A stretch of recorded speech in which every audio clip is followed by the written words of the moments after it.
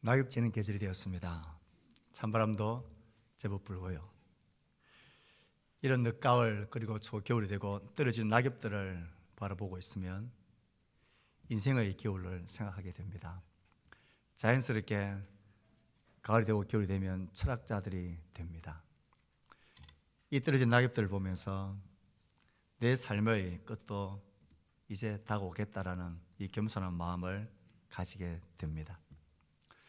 저는 낙엽들을 보면서 이 자연 만물들이 매년 반복해서 시작이 있는 모든 것들은 끝이 있다는 것을 알아라고 우리에게 소리치는 것 같습니다. 눈에 보이는 모든 것들 중에 영원한 것은 아무것도 없다는 것을 좀 알아들으라고 외치는 것 같아 그렇게 소리로 들립니다. 이런 우리의 마음이 겸허해지는 이 계절에 우리의 소중한 분들, 그들과 함께 짧은 시간을 가지면서 어떤 이야기를 해야 될까 고민을 거듭했습니다. 떨어진 낙엽같이 우리 인생의 끝이 오게 되어지는 그 순간들이 우리 모두에게 있게 될 터인데, 제 마음과 관심은 결국 이 죽음이란 것에 대한 결론으로 나오게 되었습니다. 너무나 분명하고 확실하고 나의 일이 될 현실인데 잘 생각하지 않고 깊이 있게 고민하지 않는, 준비하지 않는 그 주제가 죽음이란 것입니다. 그래서 오늘 저는 죽음에 대한 두 가지 진리를 말하려고 합니다. 저의 말이 아니라 성경에서 가르치고 있는 말입니다. 이 말을 살피기 전에 진리란 것이 뭘까요? 우리 무엇을 진리라고 말합니까? 진리에는 어떤 성격이 있어야 진리가 됩니까? 진리가 되기 위해서는 변하지 않아야 합니다. 2000년 전이든 앞으로 1000년 후든 이곳에 사는 사람이든 저곳에 사는 사람이든 부자로 사는 사람이든 가난한 자로 사는 사람이든 부모든 자녀든 늙은이든 아이든 상관없이 모든 세대, 모든 문화, 모든 사람에게 변함없이 똑같이 되어지는 사실이 진리지, 이게 권력자에 따라서, 이게 상황에 따라서 그 기준이 바뀌어지고 달라지는 것을 진리라고 하지 않습니다. 진리가 되기 위해서는 불변한 사실이어야 합니다. 예를 들면 이런 거죠. 시간이라는 것은 모든 사람에게 24시간 똑같이 주어졌고 한 번 지나간 시간은 되돌릴 수 없다라는 이런 것이 진리라고 합니다. 이와 같은 맥락에서 또 분명한 진리가 바로 죽음이란 사실입니다. 죽음은 우리 모두에게 진리 그 자체입니다. 모든 세대, 모든 사람에겐 반드시 죽음이 찾아오기 때문에 그렇습니다. 성경은 이 죽음에 대한 진리를 짧은 구절 속에서 이렇게 말하고 있습니다. 우리 같이 한번 화면을 보면서 읽어볼까요? 시작. 한 번 죽는 것은 정해진 것이요 그 후에는 심판이 있느니라. 이 하나님의 말씀이 죽음에 대해서 가르치는 진리의 첫 번째 내용이 뭡니까? 한 번 죽는 것은 정해진 것이다 라는 것입니다. 사실 이 진리를 받아들이는 것은 별로 어렵지 않습니다. 누구나 동의하고 나도 언젠가는 죽는다라는 것을 알기 때문에 그렇습니다. 만약 우리 중에 한 사람이 이 말을 듣고는 그런 택도 없는 소리 하지 마라, 죽기는 왜 죽어, 나는 천년만년 살 거다, 다른 사람 다 죽어도 나와는 상관없어, 죽음 그런 이야기 하지 마라, 난 그런 거 신경 쓰고 싶지 않아, 나는 관심 없어, 나는 거기에 동의하지 않아, 난 싫어, 그렇게 해도 죽음은 진리이기 때문에 나에게 틀림없이 찾아옵니다. 그래서 한 번 죽는 것은 진리라는 것입니다. 나는 안 죽는다고 외치는 사람 무슨 수단을 강구해도 벗어날 수가 없습니다. 문제는 죽음에 대한 이 첫 번째 한 번 죽는 것은 정해진 것이다, 이게 아닙니다. 이건 다 동의하고 인정하는데 하나님의 말씀이 가르치는 두 번째 죽음에 대한 이 진리가 문제입니다. 이 두 번째 주제를 살피기 전에 꼭 당부드리고 싶은 말씀이 있습니다. 어떤 한 분이 똑같은 시간, 똑같은 무게로 말한 것은 그게 한 가지든 두 가지든 전부 다 받아들이든지 아니면 전부 다 거절하든지, 내가 좋은 것은 받아들이고 내가 동의할 수 없는 것은 거절하고 부인한다. 이건 정당하고 바른 태도가 아니다라는 것을 우선 당부를 드리고 싶습니다. 예를 들면 이런 거죠. 기말 시험을 치는데 선생님이 다음 주 월요일 날 기말 시험 있다. 이 기말 시험 과목 중에 전공 필수 과목을 낙제 점수 받으면 졸업 안 된다. 이 이야기를 했습니다. 그럼 학생은 무엇을 받아들여야 됩니까? 다음 주에 시험을 친대. 그리고 또 한 가지, 그 후에 결과에 따라서 낙제하면 졸업이 안 된대. 그런 게 어디 있어? 학생이니까 시험을 치는 것은 뭐 당연하지. 그건 인정. 그건 받아들이지. 그걸 어떻게 내가 안 칠 수가 있어?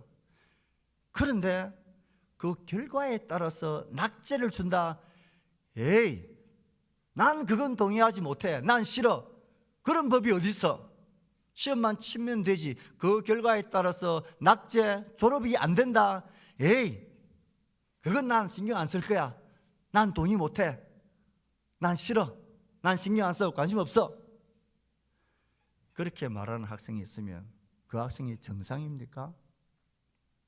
그건 학교의 교칙과 그렇게 말하는 선생님을 멸시하고 조롱하고 비웃는 거지요. 시험을 친대.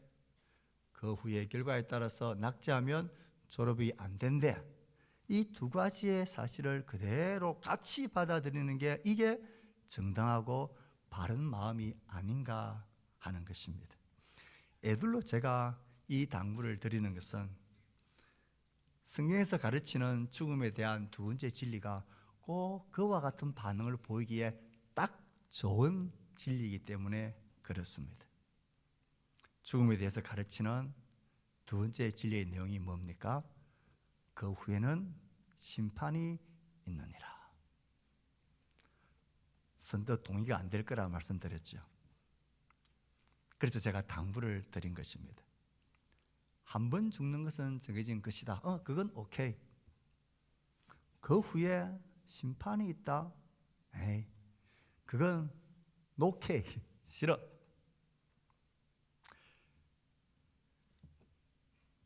이게 정당한 태도인가 하는 것을 먼저 곰곰이 생각해 보십사 하는 것입니다. 한 번 죽는 것은 정해진 것이다. 이 진리 앞에 우리는 전부 다 고개를 끄덕거립니다. 내가 싫든 좋든 그것은 진리로 나에게 사실이기 때문에 그렇습니다. 그런데 그 말을 하신 동일한 분이 동일한 무기를 가지고 동일한 진리를 이어서 말씀하셨습니다. 그렇다면 어떤 게 바른 태도일까요? 시험을 치면 끝이지 무슨 그 후에 결과를 따라서 낙제를 준대. 그런 게 어디 있어? 난 싫어. 관심 없어. 난 신경 안 써. 그렇다고 그 결과가 그에게 일어나지 않는 것이 아닌 것처럼 동일한 진리의 선포를 하신 그 내용은 함께 진지하게 생각하는 게 이게 바르고 마땅한 태도다라는 것입니다. 그 후에라 그랬으니 이 말은 좀 충격적입니다. 죽으면 끝이잖아. 죽으면 막다른 골목이고 모든 것이 이제 끝나고 사라지고 없어지는 것이잖아. 그 후가 있어? 그 후에라는 말은 죽음은 그것으로 끝이 아니다라는 것입니다. 막다른 벽이 아니라 새로운 세계의 문을 여는 출발점이라는 것이 그 후에라는 단어입니다. 사실 죽음 그 후의 시간과 삶에 대해서 우리의 지식과 이성적인 이 과학적인 논리는 잘 이해가 안 됩니다. 본 적도 없고 경험한 적도 없기 때문에 그렇습니다. 그런데 참 이상한 것은 우리의 머리와 이성적인 것은 그런 게 어디 있어? 라고 말하는데 이상하게 우리의 이 알 수 없는 그 본질, 본능은 죽음을 이상하게 자연스러운 것으로 받아들이지 않습니다. 여러분 생각해 보십시오. 모든 사람이 죽으면 그것으로 싹 사라지고 그것으로 모든 것이 끝난다면 이건 자연의 일부고 자연의 순리라면 왜 우리는 죽음에 대해서 그렇게 민감할까요? 왜 그렇게 죽음에 대해서 우리는 불안해하고 두려워하고 안타까워할까요? 그냥 자연스러운 끝이라며 무엇 때문에 그렇게 우리의 본능이 나의 머리와 상관없이 죽음 앞에서 우리는 그렇게 불안하고 죽음이란 것을 그림자만 끼쳐도 혐오하는 걸까요? 우리의 본질, 이 영혼은 죽음 그 이유가 있다는 것을 본능적으로 직감하고 있기 때문에 그렇습니다. 사실 요즘 의학계와 과학계에서는 이런 단어를 자주 언급합니다. 어떤 단어입니까? 임사체험 혹은 근사체험이라고 하는 이 현상에 대해서 관심을 가지고 연구를 하기 시작했습니다. 분명히 의사가 사망 선고를 내렸는데 알 수 없는 이유로 10분, 20분 있다가 어떤 사람은 30분 뒤에 이 사람이 다시 깨어나서 살아난 사람들이 종종 있는 거예요. 환각이다, 미신이다 하는 그 수준을 무시할 수 없는 그런 숫자들이 자꾸 생기니까 의학계에서 이게 대해서 조사를 하고 연구를 하기 시작했습니다.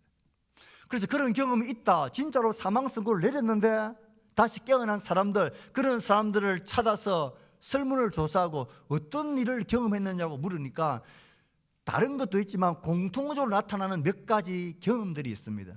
그 중에 한 가지는 자신의 몸과 자신의 어떤 본질, 영혼이 분리되어지는 것을 경험하는 것입니다.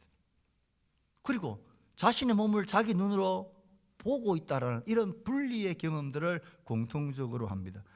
또 한 가지의 경험은 그림에 있는 것처럼 어두운 터널 같은 것을 싹 지나가고 환한 빛을 만나게 되는 이런 경험들. 그리고 먼저 앞서 죽은 사람을 보았다라는 경험도 많이 있고, 또 공통적으로 경험하는 것이 내 인생의 중요한 일들이 주마등처럼 싹 스치고 지나가는 이런 경험들을 공통적으로 하는 것이었습니다. 그래서 의학계는 지금까지 사후세계는 미신으로 혹은 임사체험은 환각으로 치부했지만 이제는 더 이상 무시할 수만 없는 그런 영역이 되었다라고 그들도 보고 있습니다. 그래서 이것을 과학적으로 풀어보려고 연구를 하기 시작합니다. 이 말씀을 드리는 것은 그 후에라는 이 사실이 그렇게 허무맹랑한 소리가 아니라는 것입니다. 그 후에 죽음 이후의 삶에 대해서 무언가에 대해서 열린 마음으로 조사하고 살피고 있는 시대가 지금 시대라는 것입니다. 그 후가 어디 있어라고 그냥 내팽개쳐 버리기에는 이 사실이 우리의 본능과 의학계의 현실이 무시할 수 없는 현실이라는 것입니다. 자, 이제 진짜 중요한 것은 좋다. 거기까지 인정이 되면 좋다. 그 후에 좋아. 심판이 있다고? 그러면 자동적으로 어떤 의문이 떠오릅니까? 심판?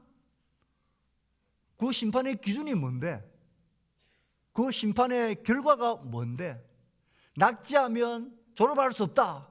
그와 같은 이 심판의 결과가 뭔데? 라는 이 마음에 우리의 관심이 자연스럽게 가게 됩니다.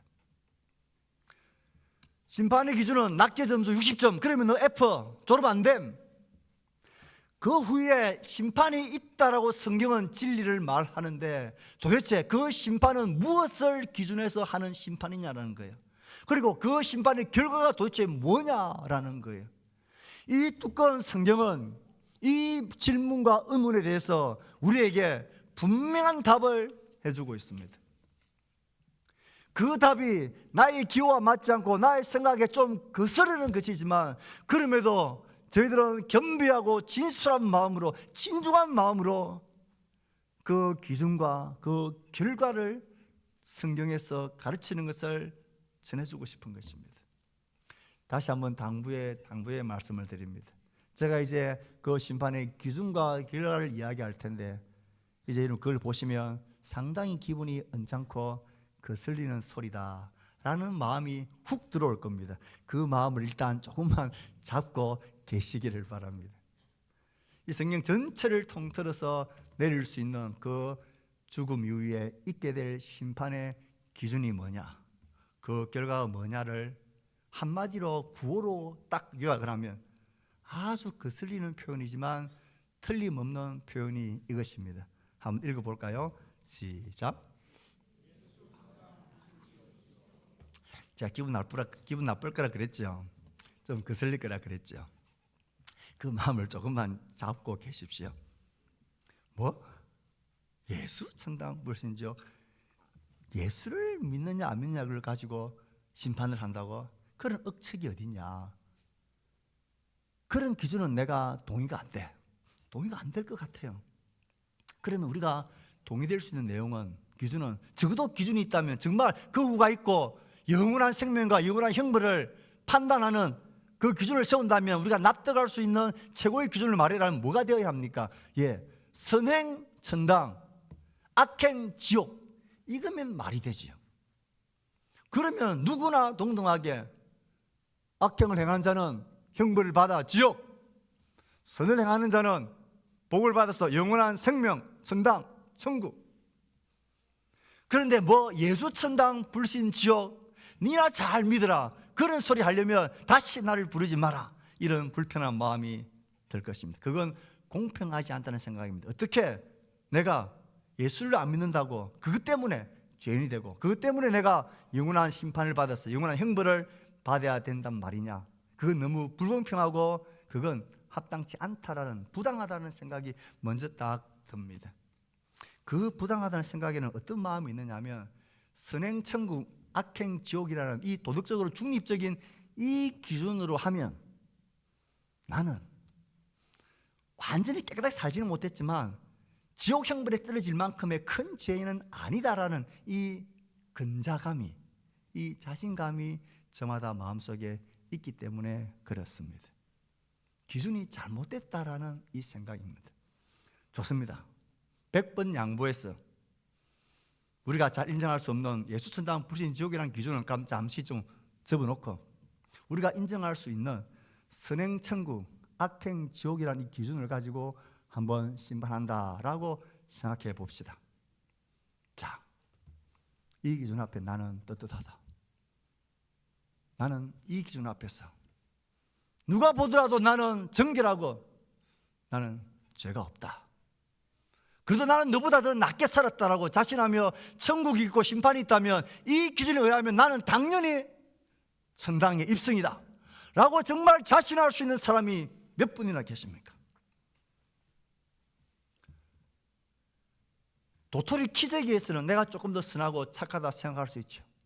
하지만 이 심판자가 죄란 생각도 못하고 더러움과 악한 것, 거짓된 것은 쳐다보지도 못하는 완전 무결하고 완전 거룩한 분의 심판이라면 나의 작고 작다고 생각하는 그 모든 사소한 죄들까지도 그의 기준에 이르지 못한다는 사실에 대해서는 어떤 대답을, 어떤 자신감을 말씀하시겠습니까? 만약에 이 카메라가 여러분들의 일주일간의 생각들, 마음에 보이지 않는 의도들, 남들이 아무도 보지 않을 때에 행하는 모든 행동들, 말들, 이것들까지도 다 녹화해서 눈에 보이도록 할 수 있는 기계가 있다면 여러분들의 일주일간의 삶의 그 모든 것을 한번 공적으로 상영한다면 해도 좋다 자신할 수 있는 사람이 도대체 누가 있습니까? 사실 우리는 상대적으로 덜하고 더하다라는 정도이지 정말로 완전하게 순결하고 그 죄와 악행에 대해서 정말로 한 점 티끌도 없는 사람은 아무도 없습니다. 그러니 우리는 예수 천당 불신 지옥이라 이 기준이 아니더라도 선행 천국, 악행 지옥이라 이 기준 앞에서도 우리는 진짜로 할 말이 없는 자가, 그게 우리의 본질이라는 거예요. 사람들 앞에서야 조금 낮고 못하다는 게 있지만 절대자 앞에서의 우리의 정결함을 강조할 수 있는 사람은 아무도 없습니다. 그러니 우리에게는 이런 기준으로는 말은 되는데, 합당하다 말은 되는데 실제로는 그게 우리를 살리지 못하는 기준이라는 거예요. 그래서 우리에게는 다른 길이 필요한 거예요. 그래서 하나님이 보실 때는 다른 길이 필요하다는 거예요. 그래, 좋다. 너희들이 다 인정할 수 있는 그 기준으로 한번 해보자. 너희들 중에 누가 완전히 정결한 사람이 도대체 누가 있느냐? 성경은 한 사람도 없다라고 말합니다. 만물보다 부패한 것이 사람의 마음이라고 그럽니다. 생각하는 것 자체가 어릴 때부터 죄덩어리라고 말을 합니다.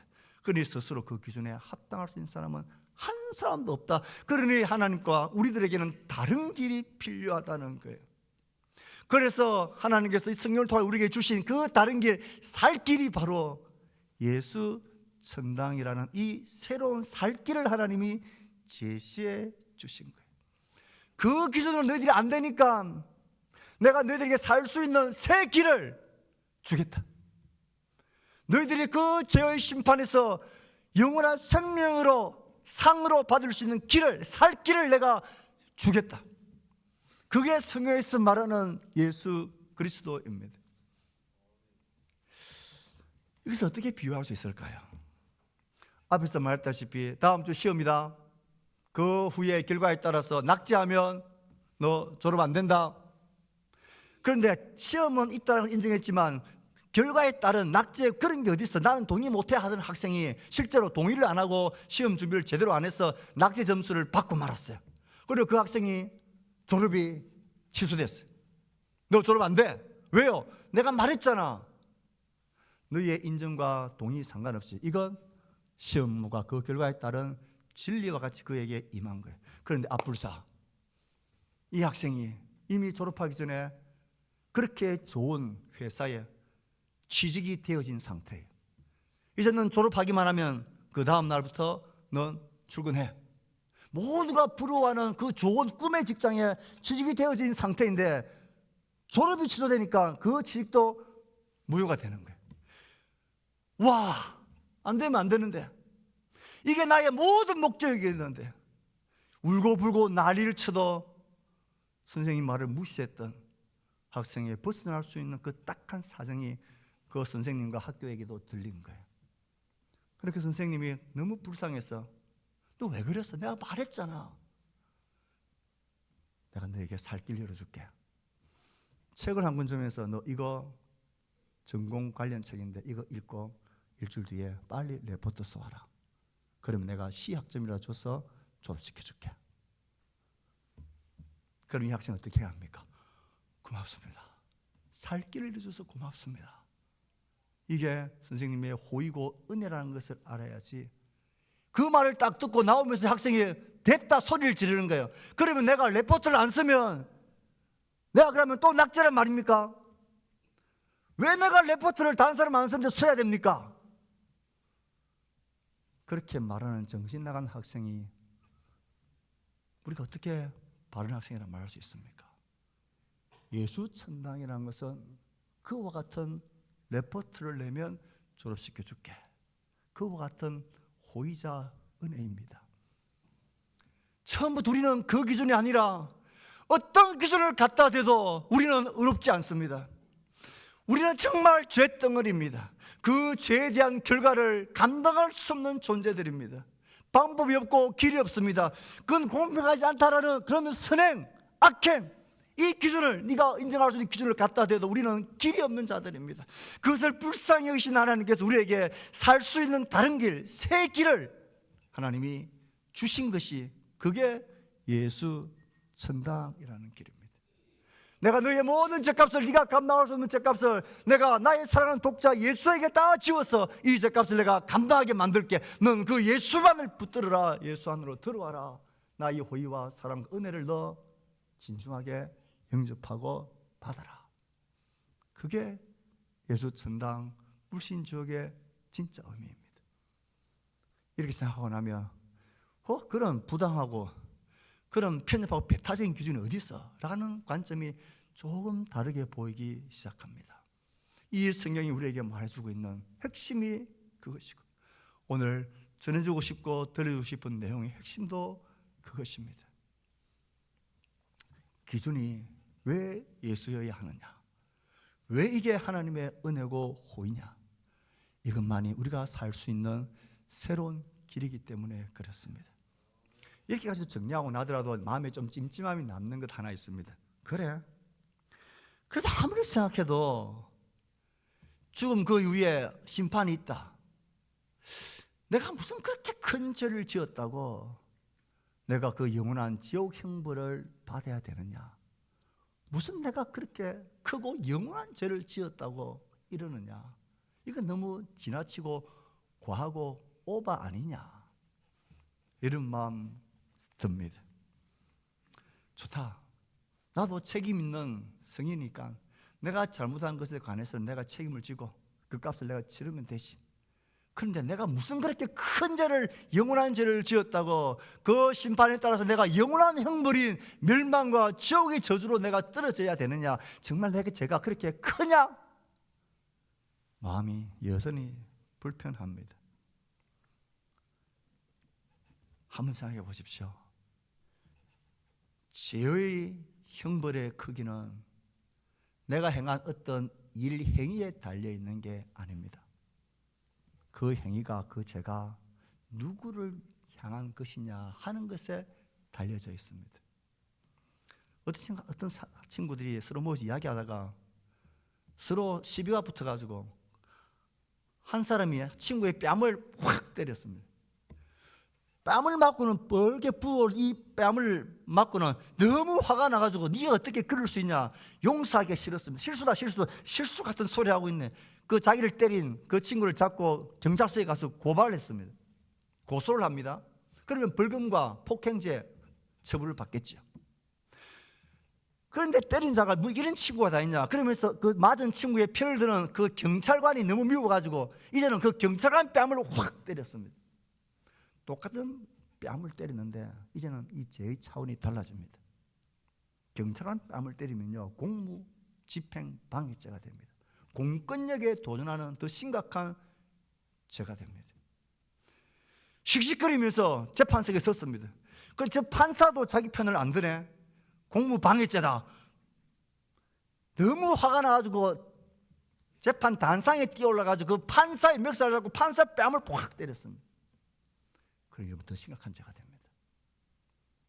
똑같은 행위로 뺨을 치는 거였는데 친구의 뺨인지 경찰관의 뺨인지 판사의 뺨인지 똑같은 행동인데 그 양이, 무게가 달라지는 거예요. 그럴 수는 없겠지만 길을 가다가 연설하고 있는 그날의 대통령을 찾아가가지고 대통령 뺨을 팍 때렸다. 그러면 이거 어떻게 됩니까? 내란죄가 됩니다. 와, 똑같은 뺨을 친 건데 그 대상의 중요와 가치에 따라서 달라지는 거예요. 죄의 형벌은 행한 행위에 따라 결정나는 게 아니라 그 죄가 누구를 향한 것이냐에 따라서 결정이 납니다. 이 원리를 하나님에게 한번 대조해 봅시다. 하나님 같은 게 어디 있어? 하나님 없이 나는 잘 살아. 그런 말씀 없어 나는 잘 살아. 멸시하고 무시하고 무관심했습니다. 그리고 하나님의 형상으로 만든 사람을 향하여서 무시하고 잘난 체하고 억압하고 질시하고 미워하고 도둑질하고 이용하는 그런 이 짓을 합니다. 그런데 하나님은 하나님 자신을 향한 죄, 악행도 뿐만 아니라 자신의 형상으로 지음받은 사람을 향한 이 모든 죄들도 하나님 자신을 향한 죄로 보시는 거예요. 그러니 하나님과 사람을 향한 모든 나의 죄의 크기는 내가 행한 것 그것이 아니라 그것을 대상이신 하나님의 크기만큼 큰 거예요.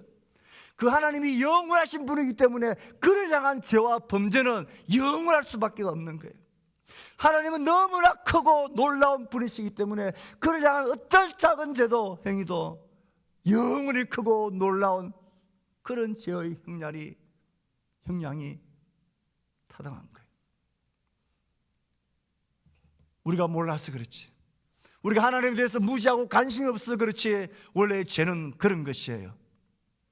하나님의 크기만큼 나의 말 한마디, 나의 행동 하나, 생각 하나가 엄청난 형벌의 무게를 가지는 거예요. 그래서 여주천당 불신이죠. 그 위에 있을 심판의 결과가 영원한 형벌인 지옥이다 라고 성경은 우리에게 가르칩니다. 어떻습니까? 성경이 죽음에 대해서 가르치는 분명한 진리 말입니다. 한 번 죽는 것은 정해진 것이고 그 후에는 심판이 있는데 그 심판의 기준이 예수를 믿는 것이다. 그게 하나님의 호의고 초청이라는 사실, 그리고 나의 죄에 대한 결과로서 영원한 형벌은 결코 지나친 게 아니라는 게 우리의 현존입니다.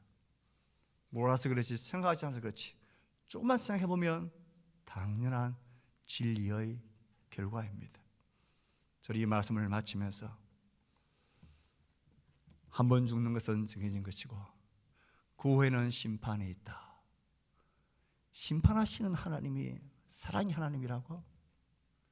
아니, 하나님 진짜 사랑이라면 예수도 천당, 불신도 결국은 용서하고 좀 큰 사랑으로 품으셔서 천당, 모든 죄는 조금 예미기다가 결국은 다 없는 걸로 하고 퉁쳐서 다 끝을 천당, 영생, 이렇게 해야 진짜 그 사랑의 하나님이 아니냐. 하나님이 사랑이라 하면서 어떻게 사람들을 그 죄로 인해서 영원한 형벌의 지옥에 던질 수 있느냐? 사랑이라 할 수 있냐? 참 사랑은 의와 함께 있습니다. 이 세상에 어떤 부모가 자기 사랑하는 자식이 맨날 거짓말하고 맨날 남의 것을 훔치고 맨날 싸우고 돌아온다면 나는 널 너무 사랑하기 때문에 나는 너를 혼낼 수 없어. 네가 무슨 짓을 해도 나는 너를 사랑하기 때문에 그냥 나는 너를 때리지 않을 거야. 그래, 너 하고 싶은 대로 해. 그런 부모가 세상에 어디에 있습니까? 그건 사랑이 아니죠. 그 후에 심판이 있다. 이 심판하시는 것은 하나님이 사랑이 아니라는 게 아니라 하나님이 진짜 사랑이라는 것을 우리에게 보여주는 반증입니다. 이 의에 대한 심판이 없으면 그건 사랑이 아니고 만용이고 그건 우리를 심판할 자격이 없는 분이죠.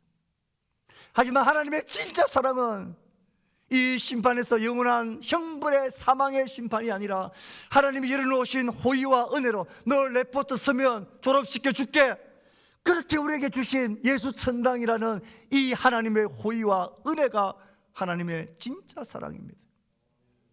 하나님은 정말 이렇게 해도 길이 없고 저렇게 해도 살 길이 없고 저렇게 해도 죄의 형벌에 대해서 벗어날 수 없는 불쌍한 우리들을 향하여서 너희들에겐 다른 길이 필요하다는 거야.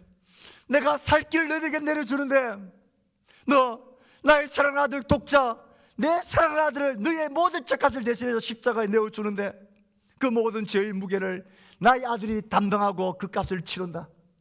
내가 너에게 원하는 것은 너희의 죄인됨과 너희의 무력함을 인정하고 나에게 예수의 생명이 이 심판의 영원한 생명으로의 길이 하나님의 은혜와 호의가 나에게도 필요하다는 것을 인정하고 그를 향하여 너의 마음을 열고 그를 받아들이고 믿으라. 그러므로 예수 천당 불신지옥은 우리를 죽으라는 게 아니라 너희의 현존을 보고 죽지 말고 살아라는 것입니다. 너가 살 수 있는 유일한 길, 그 생명의 길을 내가 예수를 통하여 너에게 활짝 열어놓았으니 누구든지 목마르는 자는 와서 마시고 누구든지 자신의 삶에 대해서 길이 없다고 생각하는 자들은 와서 이 생명의 길로 그 길을 걸으라고 요청하시는 하나님의 사랑이자 호의입니다. 사랑하는 부모님들, 왜 이런 주일날 이름들을 교회로 초청할까요?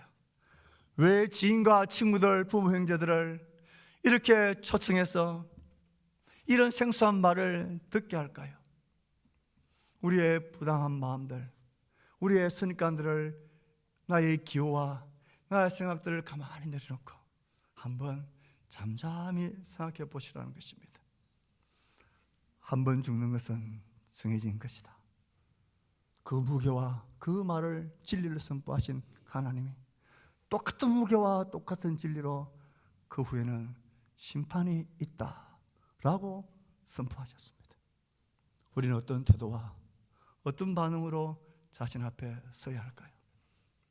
바라기는 오늘 우리의 초대와 이 말이 여러분들의 삶 가운데 진리의 말씀으로 새겨지기를, 한 번쯤 떨어지는 낙엽들을 보면서 오늘 이 말씀을 생각할 수 있게 되기를, 지인들의 죽음과 삶의 그림자가, 죽음의 그림자가 나를 덮을 때에 한 번쯤은 생각해 보게 되는 그리고 살게 되는 진리의 길, 진리의 초청이 되기를 진심으로 축복합니다.